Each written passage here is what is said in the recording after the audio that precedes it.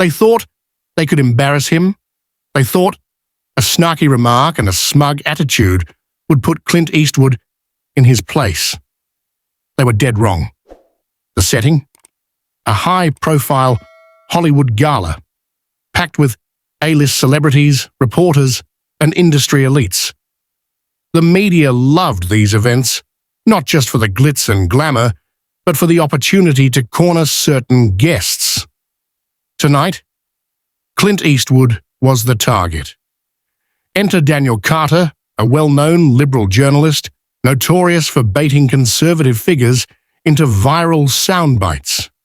Armed with loaded questions and an eager audience, he saw Clint across the room and moved in for the kill. The cameras were rolling. The crowd was watching. "Mr. Eastwood," Daniel called out, his voice dripping with sarcasm. "In today's world, do you still think that your outdated, hyper-masculine image has a place in Hollywood? Or do you think it's time to evolve?" The crowd chuckled, smirked. This was it. They thought they were about to witness a legend crumble. But instead, they were about to witness the biggest humiliation in media history. Before we get into today's story, let us know where you're watching from in the comments. Now let's get started. The Hollywood Gala buzzed with energy. Cameras flashed, drinks clinked, and conversations hummed between the industry's biggest names. It was supposed to be a night of celebration, a gathering of A-listers and media elites congratulating themselves on another year of progress. But beneath the polished smiles and champagne toasts, there was an agenda. Clint Eastwood wasn't just another guest.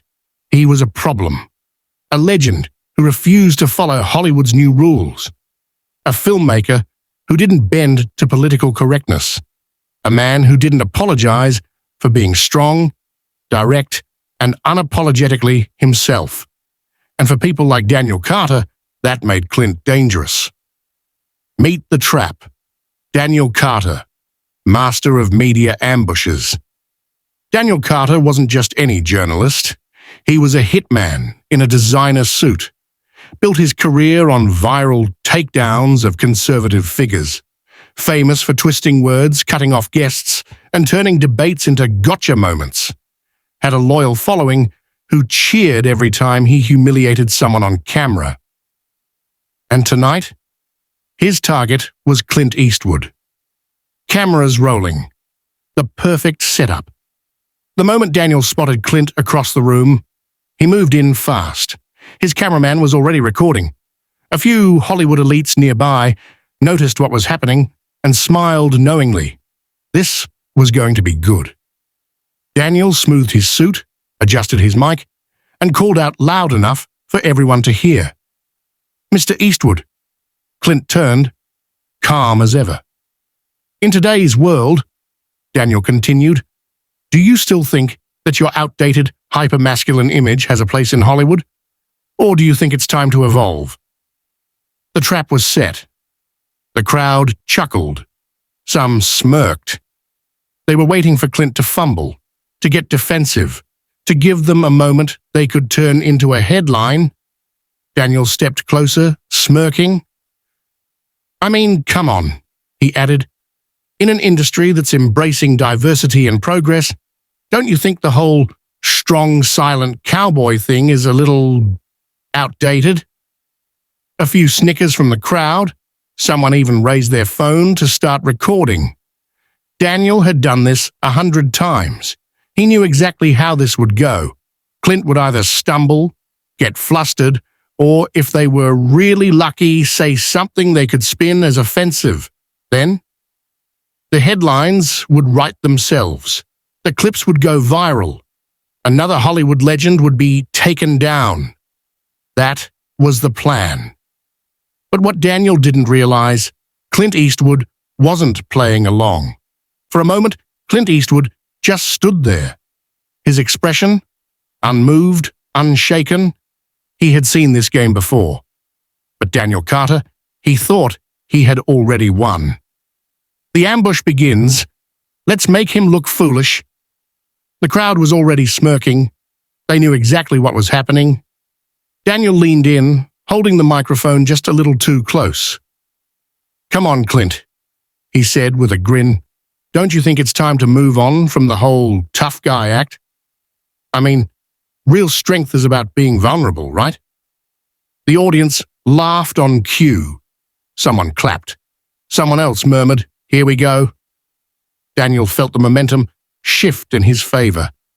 He had Clint exactly where he wanted him, or so he thought. Clint starts to respond and gets interrupted immediately. Clint took a slow breath, nodding slightly before speaking. "Well, I think—" Daniel cut him off. "See, that's the thing," Daniel interrupted. "Hollywood isn't the same as when you started. We don't need the same old heroes saving the day with their fists. People want something new." Another chuckle from the audience. Daniel turned to them, playing up the moment. "I mean, let's be honest. How many times can we watch some old-school cowboy glare at the camera and act tough?" More laughter. Clint tilted his head slightly. He still hadn't reacted. He let them laugh, because he knew what was coming next. Daniel pushes harder, but he overplays his hand. Daniel sensed Clint wasn't flustered. That wasn't good. So he doubled down. "Tell me, Clint," he said, his voice dripping with sarcasm, "do you think men should still be walking around like cowboys in 2024? Or do you think, oh, I don't know, maybe it's time to let go of the past?" The crowd reacted immediately. Some nodded. Some laughed. A few pulled out their phones to start recording. Daniel was pushing Clint into a corner. And for most people, that would have worked. But Clint Eastwood wasn't most people. Clint's first counter. "You ever been in a real fight?" "You ever been in a real fight, Daniel?" Clint asked suddenly, his voice even. The crowd went silent. Daniel's smirk froze. "Excuse me?" "A real fight," Clint repeated. "Not one where you argue on Twitter, not one where you cut people's microphones. I mean a real fight, where you had to stand your ground." Daniel laughed awkwardly. "Well, Clint, we're not exactly in the Wild West anymore." Clint nodded. "That's what I thought." The audience reacted. Some gasped, some murmured, a few even laughed. This time, at Daniel. Daniel loses control. "You're just a relic." Daniel felt the shift. His audience, the one that was supposed to be cheering him on, was now waiting for Clint's next words, so he tried to take back control. "Look," he said, his voice sharper now, "it's just that men like you refuse to evolve. You act like toughness is the only thing that matters. But what about empathy? What about progress?" Clint raised an eyebrow. "Progress?" Daniel nodded quickly. "Yeah. The world is different now. The idea that men have to be strong all the time is outdated. We've moved past that." Clint tilted his head, thinking for a moment. Then he leaned in slightly. "You ever see a firefighter run out of a burning building crying?" Daniel blinked. "What?" "A firefighter," Clint repeated. "When a building's on fire, when people are trapped, you ever see a firefighter run out because he needs to process his emotions?" The audience reacted immediately. Some gasped. Some nodded. A few clapped. Daniel was scrambling now. "That's not fair, Clint. That's not the same thing." "It's exactly the same thing." Clint cut him off. Now, he was the one interrupting. "Toughness isn't about shutting people out. It's about being strong when it matters. And sometimes, people like you don't get that because you've never had to be strong." Boom. The audience reacted instantly. Some clapped, some laughed, and Daniel, he was running out of options. Daniel's final mistake. He gets emotional. Daniel had one last card to play. Clint, that's just toxic masculinity talking. Strength should be about community, about understanding, about... You're raising your voice, Daniel. Daniel stopped. His face went red, because Clint was right. Clint had never raised his voice once. Clint had never lost his composure. Daniel was the one getting flustered, and the audience saw it. Rebecca's face twitched. She glanced toward the cameras. She knew. She had lost. Viral moment. The clip that broke the internet. Before the interview had even ended, someone in the audience had already uploaded the clip. Within minutes, it was trending. Clint Eastwood obliterates liberal reporter in savage exchange.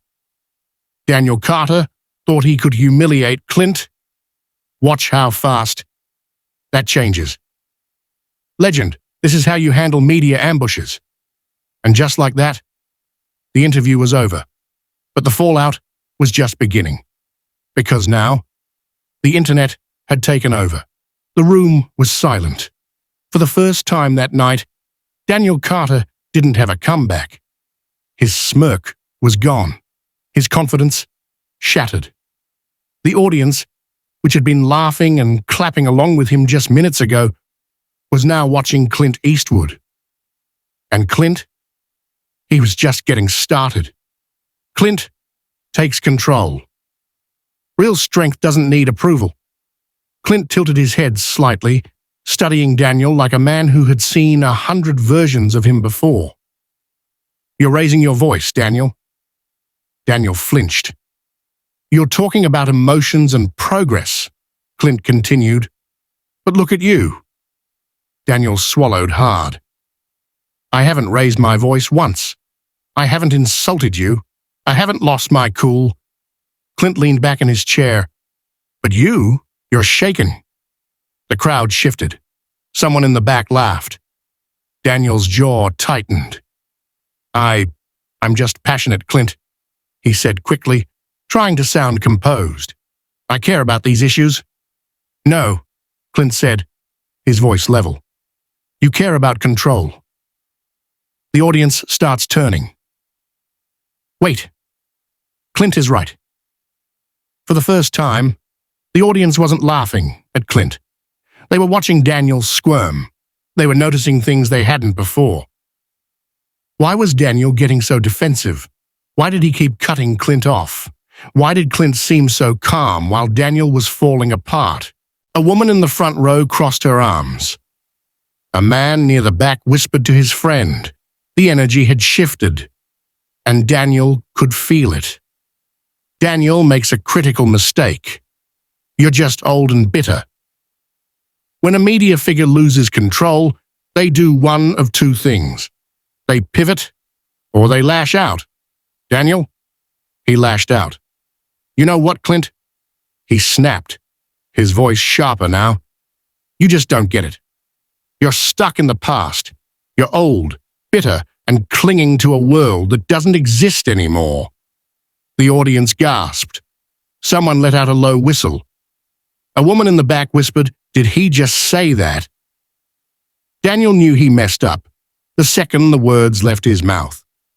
Clint, still calm, still watching, still in complete control. He let the silence hang in the air. Then, he smirked. Clint drops the final bomb. Respect isn't given, it's earned. You're right, Daniel, Clint said, nodding slowly. Daniel blinked. I am old. The audience watched in anticipation. But you know what comes with age? Clint asked, leaning forward. Wisdom. Boom. Daniel froze. Clint kept going. You want to talk about progress? Fine, let's talk about it. Because the problem with people like you isn't that you want to change the world. It's that you don't even know what you're changing it into. Daniel opened his mouth, but no words came out. Clint shook his head. Respect isn't given, Daniel. It's earned. And right now, you haven't earned a damn thing. The audience erupted. The internet explodes. Daniel just got destroyed. Before the interview was even over, clips were already hitting social media. Clint Eastwood obliterates liberal reporter in live interview. Daniel Carter thought he could humiliate Clint. Watch what happens instead. This is how you handle a media ambush. Take notes. Millions of views in hours. Comment sections. Daniel went in, thinking he was the smart one. Turns out, he was the fool. Clint never lost his cool. That's what real strength looks like. They wanted to cancel him, but instead, they made him even more legendary. Inside the network, panic mode activated. Daniel's show starts to crumble. Sponsors back out behind the scenes. Executives were in full-blown crisis mode. Viewership numbers were tanking. Comment sections were being flooded with angry viewers. Major sponsors were sending emails reconsidering their partnerships. Then came the first big announcement. A major advertiser pulled their funding from Daniel's show. We believe in journalistic integrity and fair debate. Given recent events, we are re-evaluating our partnerships. Translation: we don't want this heat.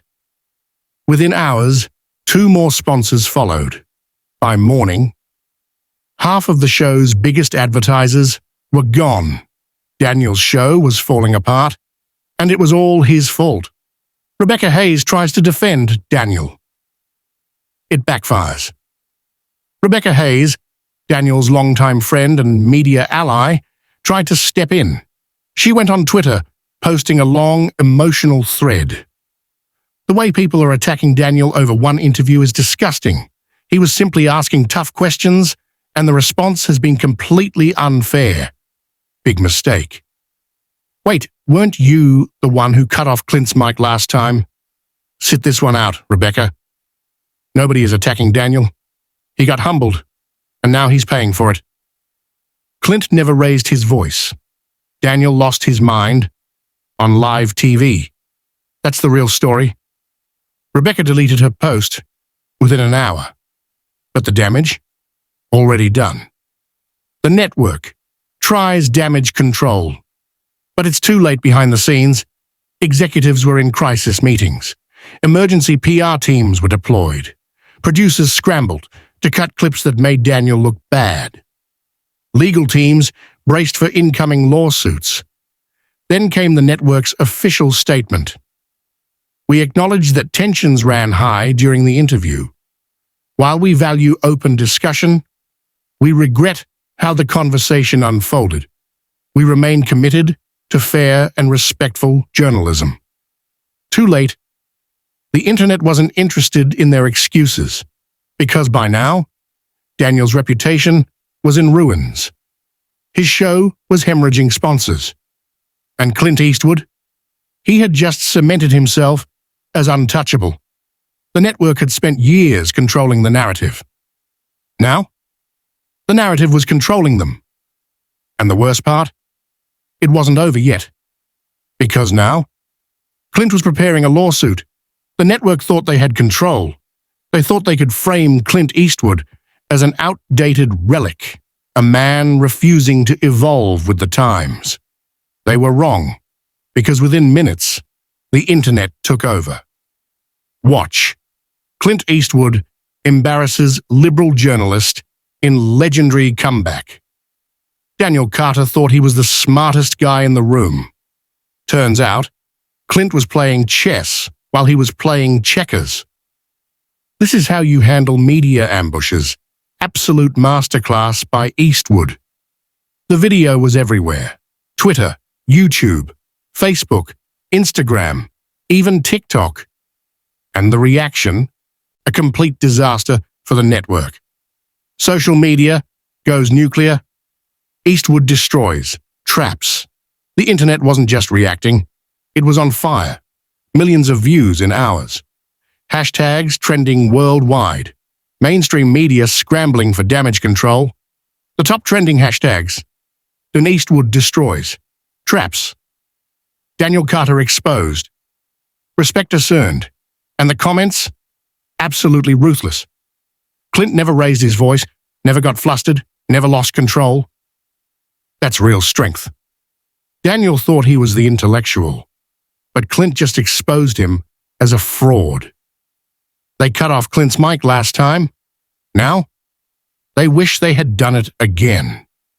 Even left-leaning viewers were admitting that the media had overplayed their hand. I don't even agree with Clint politically, but man, he made Daniel look like a fool. Cutting people off, twisting words. This is why nobody trusts mainstream journalism anymore. The narrative had flipped, and for Daniel Carter, that was just the beginning of the nightmare. Sponsors start jumping ship. We can't be associated with this. Inside the network, panic turned into full-scale crisis mode. The first email hit at 10:37 a.m. A major corporate sponsor, one of the show's biggest backers, pulled their funding. We believe in fair and open discussions. Given recent events, we will be re-evaluating our partnership with the network. Translation: we're not going down with this sinking ship. By noon, 3 more advertisers backed out. Executives were holding emergency meetings. Stockholders were demanding answers. And then, the worst blow yet. A major Hollywood studio, one that had regularly promoted their films on Daniel's show, cut ties completely. We no longer believe this program represents the values of fairness and integrity that we strive for in our industry. Boom! Millions lost overnight. By the end of the day, half of the show's major advertisers were gone. And inside the network, they knew the damage was irreversible. Daniel Carter tries to defend himself. It backfires. Desperate to regain control of the narrative, Daniel Carter broke his silence. He went on Twitter, posting a long, emotional thread. It's disappointing to see people twist what was supposed to be an open discussion into an attack on me. The way I've been treated online proves how toxic certain fan bases can be. Big mistake, because the replies were brutal. Wait, weren't you the one attacking Clint? Didn't you keep interrupting him? Daniel, just take the L and move on. You got humbled. No sympathy. You made a career out of canceling people, and now it's happening to you. Then, the worst possible thing happened. A clip surfaced from before the interview. Leaked footage. Rebecca Hayes, Daniel's close media ally, was caught on a hot mic, talking to producers. We have to make sure he stumbles. Keep pushing him. We need a moment that goes viral. Boom, caught, red-handed. This wasn't an interview, it was a setup, and now the world knew it. Celebrities and politicians joined the conversation. The scandal had gotten too big to ignore. Hollywood started picking sides. Actors, directors, public figures. Everyone had an opinion. Clint handled himself like a legend. The media played themselves. Famous actor tweet, "This is why people don't trust the news anymore. They don't report. They manipulate." Popular political commentator. Daniel Carter just became a national embarrassment, and he did it to himself. Former TV host. Even some liberal figures admitted the media had gone too far. I don't always agree with Clint, but this was a bad look for the press. Cutting off guests, setting people up. This is why nobody trusts journalism anymore. The pressure was mounting, and inside the network, they knew they were in serious trouble. The network tries damage control. It's too late. Behind the scenes, executives were scrambling. Emergency PR teams were deployed. Producers were desperately cutting footage to make Daniel look better. Legal teams were preparing for fallout. Then came the network's official statement. We acknowledge that tensions ran high during the interview. While we value open discussion, we regret how the conversation unfolded. We remain committed to fair and respectful journalism.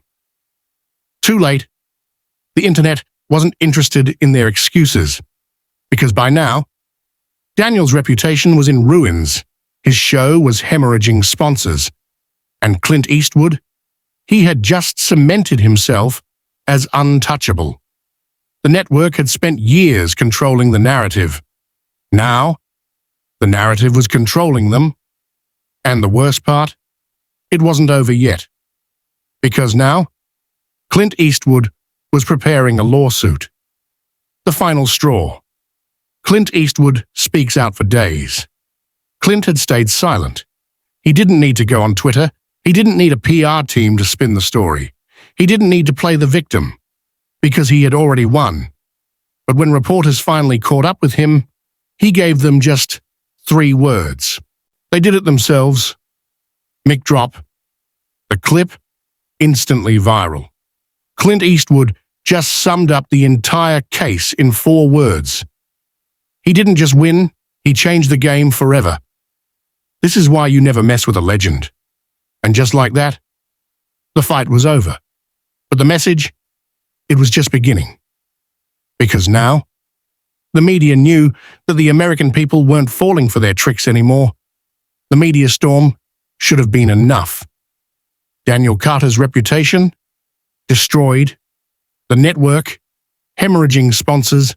Rebecca Hayes, exposed for rigging interviews. But Clint Eastwood, he wasn't done yet. Because this wasn't just about one bad interview, this was about holding the media accountable. And he was about to make sure they never did this to anyone else again. Clint Eastwood files a lawsuit.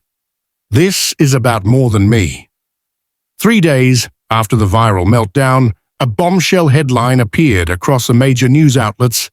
Clint Eastwood files multi-million-dollar lawsuit against network for defamation and media manipulation. This wasn't just a personal fight. This was about principle. The legal complaint laid out everything. The interview was a coordinated ambush. Producers manipulated audience reactions, directing them when to laugh and boo. The network deliberately edited footage to frame Clint as outdated and aggressive. And the biggest accusation? Defamation, with intent to harm his career and reputation. This wasn't just a lawsuit, it was a declaration of war. Leaked emails, expose network corruption, make him look bad. Within hours of the lawsuit announcement, another bombshell dropped. A whistleblower, a former producer from the show, came forward. And what they revealed? Absolute corruption. They leaked internal emails that proved everything Clint was saying. The emails showed that the interview was a hit job from the start. Producers were instructed to make sure Clint stumbles. Daniel Carter was told to push him until he snaps. Audience members were pre-selected based on their willingness to react on cue. And then, the worst one, an email from a senior executive to Rebecca Hayes and Daniel Carter before the interview. Do whatever you need to. We need a viral moment. Make him look weak. Boom. This wasn't journalism. It was a setup. And now, the world knew it. Public outrage. They lied to everyone. The leaked emails spread like wildfire. Exposed. Network planned to sabotage Clint Eastwood before interview even started. This wasn't journalism. It was a smear campaign. They tried to destroy Clint, but they destroyed themselves instead. The backlash? Insane. Viewers were furious. Hollywood figures started speaking out. Even former employees of the network began telling their own horror stories. Comment sections were brutal. They never wanted an interview. They wanted a hit piece. So they admit they lied to the audience, and we're supposed to trust them again? How many other guests have they done this to? The network had spent years controlling the narrative. Now, The narrative was controlling them. The network collapses. Sponsors are fleeing. Inside the network's headquarters, panic turned to chaos. Their credibility was in ruins. Major advertisers were cutting ties. Stock prices were plummeting. Then came the biggest blow. A major corporate sponsor, one of the biggest in the industry, publicly announced they were severing all ties. "We cannot support a platform that engages in deceptive journalism. Effective immediately, we are ending our sponsorship of this network." Millions lost, and once one sponsor jumped ship, the rest followed. Within 48 hours, over half of the network's advertisers had pulled out. And just like that, the money was gone. Rebecca Hayes disappears. Her career is over. Rebecca Hayes had once been the queen of viral interviews. Now, she was radioactive, her show had been shut down, her network had cut ties, and no other station wanted to touch her. Desperate for sympathy, she went on a podcast and tried to play the victim. "I was just doing my job," she sniffled. "The online harassment I've faced has been overwhelming." It backfired instantly. Oh, now she wants to talk about harassment after spending years ruining other people's reputations. She wasn't doing her job. She was setting people up, and she got caught. "Rebecca, you made a career out of canceling others. Welcome to the consequences." By the end of the month, she deleted all her social media. And just like that, she was gone. The final blow, network forced to settle lawsuit. After weeks of legal battles, the network tried to settle. They knew they couldn't win. The final terms, a multi-million-dollar payout to Clint Eastwood, a full public apology from the network, a commitment to review and revise their interview practices. And the biggest consequence? Clint's lawsuit had set a precedent. From now on, networks couldn't get away with manipulating interviews. They knew if they tried, they could get sued into the ground. Everything had changed. Clint Eastwood's final words, "They did it to themselves." A week after the case was settled, reporters finally caught up with Clint. "Mr. Eastwood, what do you have to say about everything that happened?" Clint smirked, took a sip of his coffee and said, "They did it to themselves." Mic drop. The clip instantly went viral. Clint Eastwood just summed up the entire case in 4 words. He didn't just win, he changed the game forever. This is why you never mess with a legend. And just like that, the fight was over. But the message, it was just beginning. Because now, the media knew that the American people weren't falling for their tricks anymore. The battle was over. But the damage? Permanent. The network had spent years shaping narratives, twisting interviews, setting traps, destroying reputations, and now, their own reputation was in ruins. The show gets cancelled. No one trusts them anymore. For years, Daniel Carter's talk show was one of the most watched programs on television. Now, it was a liability. Viewership had plummeted by 60%. Every sponsor had pulled out. The show's social media pages were flooded with angry comments. The network tried to hold on, tried to weather the storm, but after weeks of backlash, they finally made the announcement. Effective immediately, the Daniel Carter Show has been cancelled. We thank our viewers for their support and remain committed to honest journalism moving forward. It was over. The show was dead. And Daniel Carter, he had become the story he once loved to report on.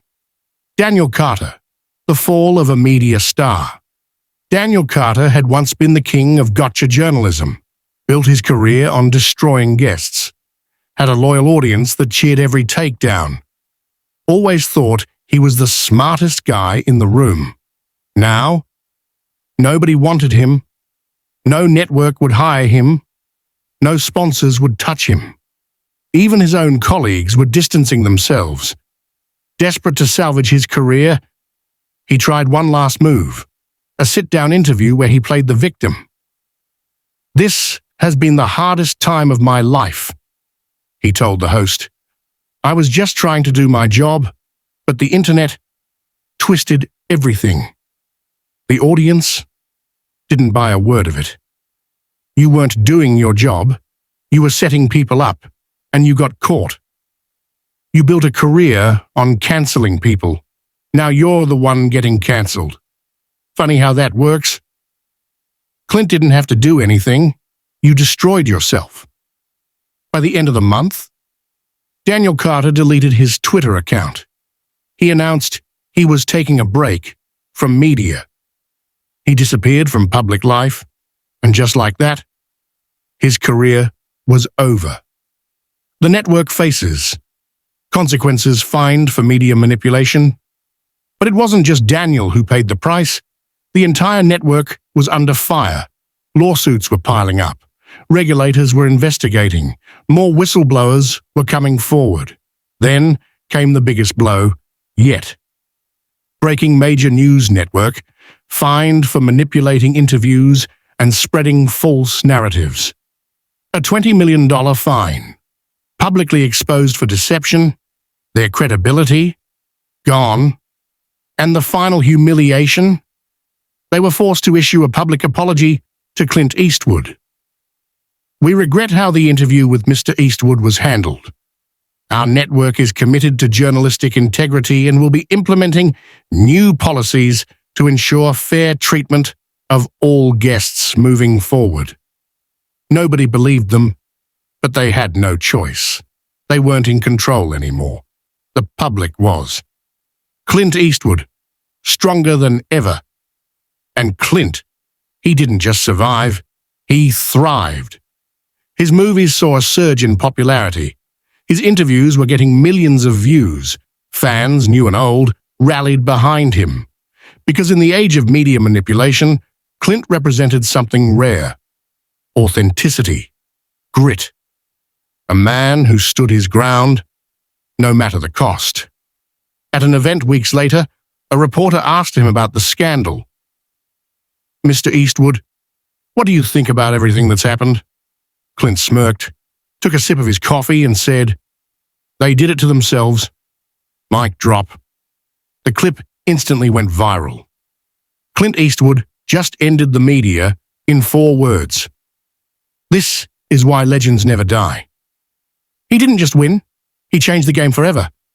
And just like that, the story was over. But the message would never be forgotten. Final message. The truth always wins. The media wanted to silence him. They wanted to humiliate him. Instead, they exposed themselves. They lost their credibility. They lost their audience. And they lost the trust of the people. Because in the end, the truth always wins. If you care about the truth, free speech, and standing up to media corruption, share this video.